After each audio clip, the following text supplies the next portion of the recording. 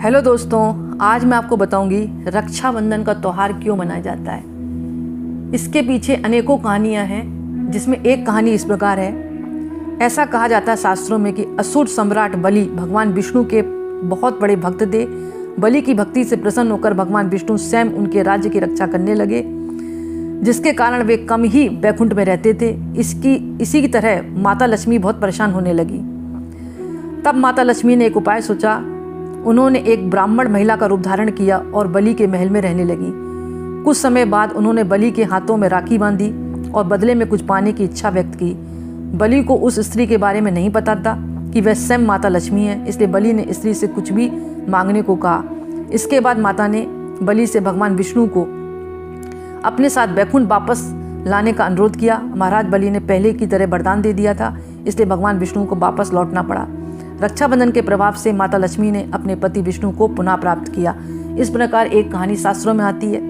अब मैं आपको बताऊंगी वैदिक रक्षा सूत्र कैसे बनाना चाहिए। जो आजकल तो सजावटी राखी मिलती हैं, लेकिन वास्तव में शास्त्रों में क्या कहा गया कि 5 वस्तुओं को रेशम कपड़े में लेकर उसकी सिलाई करके फिर उसका कलावा में प्रयोग कर उसको बांधें। उसमें कौन कौन सी चीज़ें होती हैं? दुर्वा होती है, अक्षत होता है, केसर होती है, चंदन होती है और सरसों के दाने होते हैं। और ऐसा भी कहा जाता है कि सब प्रथम अपनी कुल देवी व कुल देवता और इष्ट देवता को अर्पित करें, फिर बहनें अपने भाई को शुभ मुहूर्त में राखी बांधें। अब इनका महत्व क्या है? दुर्वा किसका प्रतीक है?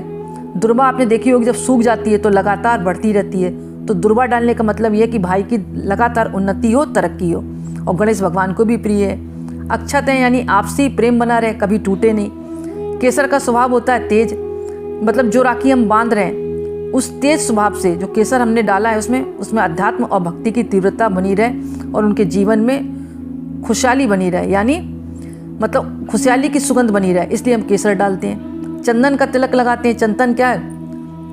चंदन की जो प्रकृति होती है वो शीतल होती है, सुगंधित होती है। यानी कहने का मतलब है अपने शरीर पर कोई भी प्रकार का दाग ना लगने लगे। मेरा भाई जो है तो दाग ना लगे, उस पर सदाचार से रहे, संयम से रहे और उसकी जो है किसी प्रकार का मानसिक तनाव ना रहे और उसकी शीतलता दिमाग की भी बनी रहे और जीवन में उसकी सुगंध भी फैलती रहे। यानी जहाँ जहाँ वो काम करे उसका जो है तरक्की चारों तरफ फैलती रहे, इसलिए चंदन भी डाला जाता है उसमें। सरसों के दाने डाले जाते हैं ताकि भाई को नज़र ना लगे और समाज की बुराइयों और कांटों से वो दूर रहे। इसलिए वैदिक राखी जब बनाते हैं ना तो उसमें 5 चीज़ें बताई गई हैं। एक चमकीले कपड़े में 5 चीज़ें आप बांध सकती हैं। वैसे जो बाज़ार में मतलब मिलती हैं उनको तो बांध ही सकते हैं आप। इस बात का ध्यान रखें, ये 5 वस्तुएं जो है दुर्वा, अक्षत, केसर, चंदन और सरसों के दाने। और मैं समझती हूँ इसमें हल्दी की एक गांठ और बांधे छोटी सी तो और भी अच्छी रहेगी। तो ये जो है वास्तव में रक्षा सूत्र होता है, इसको भाई की कलाई में बांधना चाहिए। पुराने ज़माने में लोग इसी को बांधते थे। तो आप कोशिश ये करें कि बाजार की राखी की अपेक्षा ये बांधें, परंतु ये नहीं कि अगर आप ये नहीं बांध पा रहे तो कुछ ना बांधें। तो आप मोली है और बाजार से अच्छी अच्छी राखियाँ बनती हैं, वो भी आप बांध सकते हैं। आपको वही पुण्य मिलेगा, आपके भाई की दीर्घायु होगी और आपके भाई बहनों के जीवन में खुशहाली बनी रहेगी और सुख समृद्धि आएगी। इसी रक्षाबंधन आप अच्छे मुहूर्त में बनाएं और अच्छे मुहूर्त में ही भगवान का भी तिलक करें, भगवान की भी राखी बांधें और अपने भाई के भी तिलक करें और भाई के भी राखी बांधें और भाई का मुँह मीठा कराएं गुलाब जामुन से और बर्फी से। इससे आपका रक्षाबंधन बहुत अच्छी तरह बनेगा।